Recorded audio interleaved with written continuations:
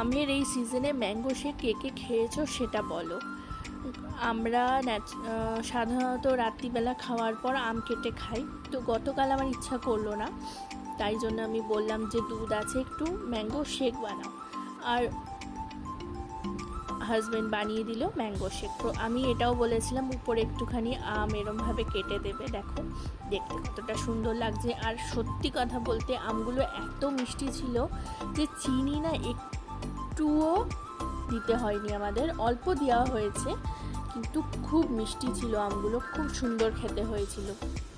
তো আমি একটু ফটো তুলছিলাম ফুলটা পাশে রেখে। আর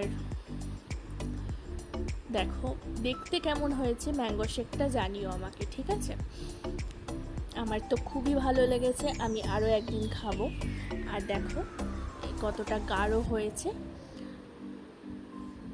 তো তোমরা যদি না খেয়ে থাকো ম্যাঙ্গো শেক, অবশ্যই একদিন ট্রাই করো কিন্তু। চলো।